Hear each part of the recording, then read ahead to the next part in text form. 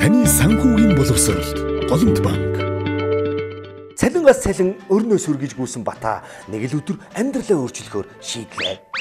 Саяхан нэг байгууллагад хамт ажиллаж байсан найз болтоод анх жижиг түүц ажиллуулж эхэлж байснаа удалгүй хүнсний лангуу, тэгээ бүр хүнсний дэлгүүр, бүр сүултээ хүнсний бөөний төв ажиллуулад нүдэн дээр нь амьдрал нь сэргээд эхэлвэ. Харин Бата ажилдаа гүйсээр дэрэгдэн болдоогийн амьдрал огт өөр. Тэгээд найз болтоо нь Батад ганцхан зөвлөгөө өгчээ.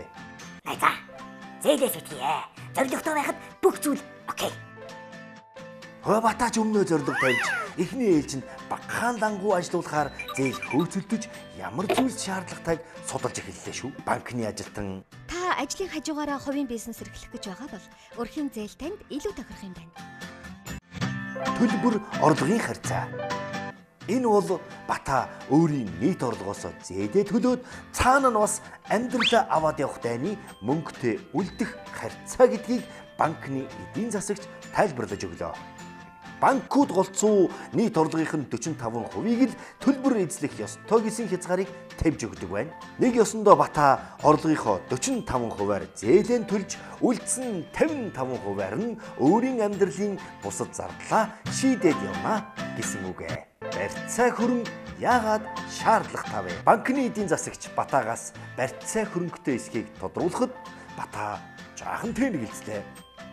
Заавайц олон жил хөдөлмөрлөж байж авсан 2 өрөө байраа арай өрөндөө тавиад туучих юм биш вэ? Найз болдоорууга утас цоглоо. Найз минь, банк чамд мөнгө зээлнэ гэдэг нь нэг хүний хадгалуулсан мөнгийг л өгч байгаа хэрэг шүү дээ. Найз нь банкыг найдвартай бас давхар хүн тооцож өгдөг болохоор нь мөнгө хадгалуулдаг байхгүй юу? Гэтэл чи миний мөнгийг зээлж авчихад гинэ төлж чадахгүй бол би яах вэ хөө? Үүнээс сэргийлж байгаа хэрэг шүү дээ. Хэрвээ чи зээлээ төлж чадахгүй бол чиний барьцаа хөрөнгийг худалдаж нэг ёсондоо намайг хохирохгүй гэсэн үг шүү дээ. Чи чин бариалдахгүй тулд хариуцлагатай ажиллах болно доо. Уяурдуулъя. Хамтран зээлдэгчээр ямар хүний оруулах боломжтой вэ? Батагийн орлого хүссэн зээлээ авахт нь арай л дутлаа.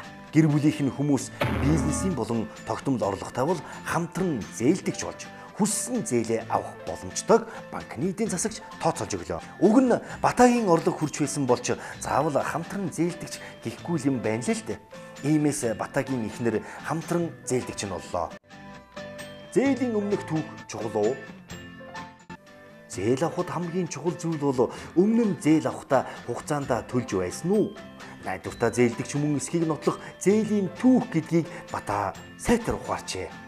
Учир нь 10-аад жилийн өмнө зээл авахдаа ганц нэгэн удаа хинэггүйгээсээ болоод хэд хоногоор хойшин татаж зээлөө төлдөг байсан түүх нь Монгол банкны зээлийн мэдээллийн сангаас хоп гэдэл гараад иржээ.